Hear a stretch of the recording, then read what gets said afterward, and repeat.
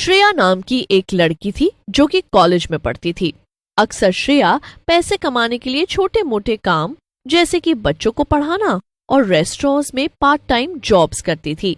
ऐसा इसलिए क्योंकि श्रेया के घर वाले गांव में रहते थे और वो बड़ी मुश्किल से ही श्रेया को कॉलेज की फीस भेज पाते थे। एक दिन श्रेया कॉलेज से घर आती है, तभी उसके मोहल्ले की एक औरत उसे रोक लेती है। अरे अरे बेटा, जरा रुकना तो। जी आंटी, आप मुझे कह रही हैं? हाँ हाँ बेटा, वो मैं इस मोहल्ले में नई आई हूँ। मैंने कुछ लोगों से सुना है कि तुम कुछ देर के लिए बच्चों को संभाल लेती हो और उनको ट्यूशन वगैरह भी देती हो। हाँ हाँ आंटी। अरे वो बेटा, असल में आज मुझे मेरे एक रिश्तेदार के यहाँ जाना पड़ रहा है क्योंकि कुछ जरूरी काम आ गया है और मेरी बेटी वो सिर्फ 10 साल की है, मैं उसे इतनी दूर नहीं ले जा सकती। तो क्या तुम आज रात भर के लिए उसकी बेबी सिटिंग कर सकती हो? तुम्हें बस आज शाम से लेकर कल सुबह तक उसके साथ रहना पड़ेगा और सुबह मैं जल्दी ही वापस आ जाऊंगी। क्या? तो क्या आंटी मुझे आपके घर आकर रहना पड़ेगा? हाँ, और अगर तुम उसका ध्यान रखोगी तो मैं तुम्हें पूरे 2000 रुपए दूंगी और अगली बार भी मुझे जब कहीं जाना होगा तो तुम्हें ही बुलाऊंगी। क्या? 2000 रुपए? अच्छा ठीक है आंटी, फिर मैं शाम को आ जाऊंगी। यही घर है ना आपका? हाँ हाँ, शुक्रिया। वैसे मेरा नाम शीला है, तुम्हें मुझे आंटी कहने की जरूरत नहीं, तुम मुझे शीला बुला सकती हो। ओह ठीक है शीला जी, फिर मैं शाम होते ही आ जाऊंगी। अभी मैं चलती हूँ। श्रेया अपने घर चली जाती है। वो बहुत खुश थी कि उसे सिर्फ एक रात एक बच्ची को संभालने के लिए पूरे 2000 रुपए मिलेंगे। इतने तो उसे एक महीने में बच्चों को पढ़ाने के बाद मिलते थे। अरे वाह, आज का दिन तो बड़ा अच्छा है।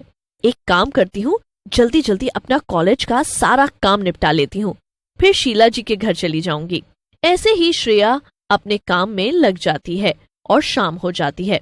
शाम होते ही वो अपना कुछ जरूरी सामान एक झोले में डाल लेती है और शीला के घर पहुंच जाती है। अरे आओ आओ श्रेया, तुम तो एकदम वक्त पे आ गई, मैं बस निकल ही रही थी। अच्छा ठीक है आंटी, वैसे आपकी बेटी वो कहाँ है? ओ हाँ मैं तो तुम्हें बताना ही भूल गई। मेरी बेटी का नाम चंचल है और चंचल ऊपर आराम कर रही है। वो ज्यादातर समय अपने कमरे में ही रहती है। अच्छा, तो फिर वो खाना क्या खाएगी? क्या? अरे नहीं नहीं, तुम मेरी बात ध्यान से सुनो। चंचल अपने कमरे में ही रहती है, उसका कमरा ऊपर वाले फ्लोर पर है और तुम्हारा कमरा ये है नीचे वाला। तुम यहीं पर रहना। वो जब रात में दरवाजे पर 3 बार दस्तक दे तब तुम दरवाजे के नीचे से उसको उसके खाने की प्लेट अंदर दे देना। उसके खाने की प्लेट मैंने पहले से ही किचन में रख दी है, बस तुम्हें इतना ही करना है। श्रेया, चाहे कुछ भी हो जाए, मेरी बेटी के दरवाजे को बाहर से मत खोलना और उसे सिर्फ खाना देने के लिए ही उसके कमरे के पास जाना। श्रेया को शीला की ये सब बातें बहुत अजीब लगती हैं, मगर इससे पहले कि वो शीला से कुछ पूछ पाती, शीला वहां से अपना बैग लेकर चली जाती है। चंचल का कमरा घर के ऊपर था। श्रेया उसका कमरा देखने जाती है तो एकदम दंग रह जाती है। ऊपर वाले फ्लोर पर एकदम अंधेरा था और वहां सिर्फ एक ही कमरा था।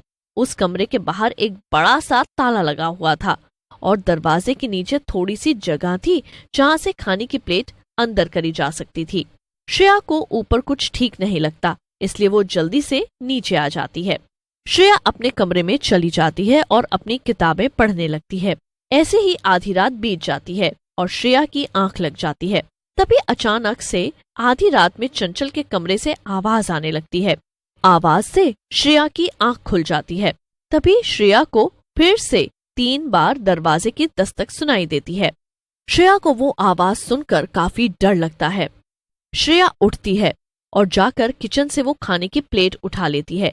खाने की प्लेट ढकी हुई थी पर उसमें से बहुत बदबू आ रही थी।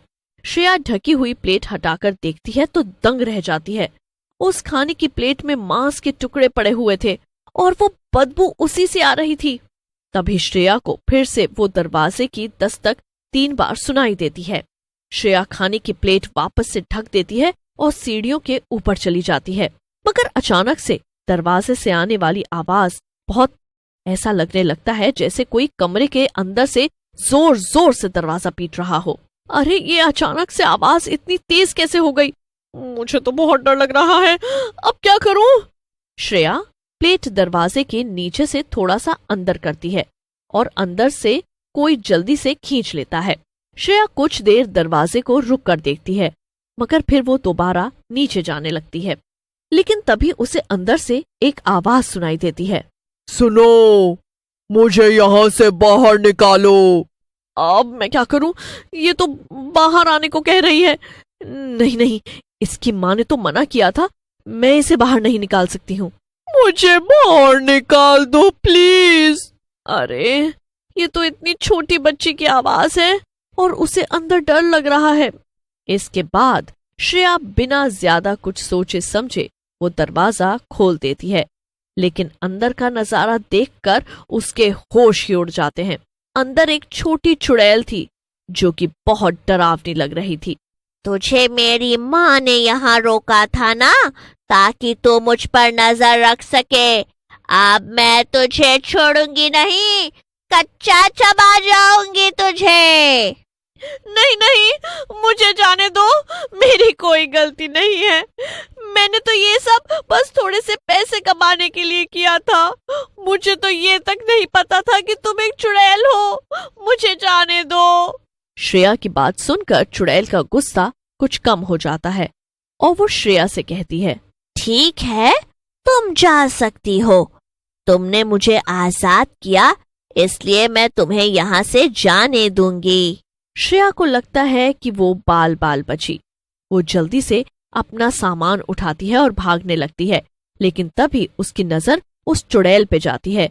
वो जमीन पे बैठी रो रही थी। उसे देखकर श्रेया को बहुत ज्यादा बुरा लगता है और वो उससे कहती है, आखिर क्या हुआ था तुम्हारे साथ? तुम ऐसे हालात में कैसे आ गई और क्या मैं तुम्हारी कोई मदद कर सकती हूँ? श्रेया की बात सुनकर चुड़ैल और रोने लगती है। दरअसल मेरी ये जो माँ है ना, ये एक दिमागी मरीज है। मेरे पापा ने शादी के कुछ साल बाद ही इसे छोड़ दिया था और ये मेरे साथ भी बहुत खराब व्यवहार करती थी। ये मुझे कैद करके रखना चाहती थी, मुझे स्कूल भी नहीं भेजती थी और कभी किसी बच्चे के साथ खेलने भी नहीं जाने देती थी। एक दिन वो खुद बाजार गई थी और मुझे घर पर बंद कर गई थी। उसी दौरान घर में आग लग गई, मैं जलकर मर गई और एक चुड़ैल में बदल गई। ये तो बहुत बुरा हुआ तुम्हारे साथ। तो फिर आखिर तुम्हें मुक्ति कैसे मिलेगी? आग में जलने के कारण मेरा शरीर नहीं बचा था, लेकिन मेरा एक लॉकेट था जो मैंने पहन रखा था। वो लॉकेट मेरे पापा ने बनवाया था और उसे आग में भी जलाया नहीं जा सकता। अगर किसी तरह उस लॉकेट को किसी पवित्र नदी में बहा दिया जाए तो मुझे इस चुड़ैल की जिंदगी से मुक्ति मिल जाएगी। ये तो बहुत अच्छी बात है ना, मैं तुम्हारी मदद करूंगी। मैं उस लॉकेट को पवित्र नदी में बहा दूंगी। बताओ कहाँ है वो लॉकेट? मेरी माँ के गले में। उसे पता है कि एक वही रास्ता है जिससे मैं आजाद हो सकती हूँ और वो नहीं चाहती कि मैं आजाद हूँ। ये तो बहुत बड़ी समस्या है, पर तुम चिंता मत करो, मेरे पास एक प्लान है। श्रेया चुड़ैल को वापस कमरे में बंद कर देती है और सुबह होने का इंतजार करने लगती है। अगले दिन सुबह जैसे ही शीला आती है, वो श्रेया से कहती है, थैंक यू श्रेया, तुमने मेरी बच्ची का रात भर ध्यान रखा। ये लो तुम्हारे पैसे। श्रेया पैसे लेकर शीला को गले लगा लेती है और उससे कहती है, नहीं नहीं, थैंक यू तो तुम्हें शीला, मुझे इन पैसों की बहुत जरूरत थी। फिर श्रेया इतना कहकर शीला को छोड़ देती है और जल्दी से घर चली जाती है। शीला कुछ भी समझ नहीं पाती, पर असल में जब श्रेया ने शीला को गले लगाया हुआ था, तभी उसने वो लॉकेट शीला के गले से निकाल लिया था श्रेया जल्दी से जाकर उस लॉकेट को पास की पवित्र नदी में बहा देती है, जिससे कि चंचल की आत्मा को शांति मिल जाती है और वो शीला के कैद से आजाद हो जाती है।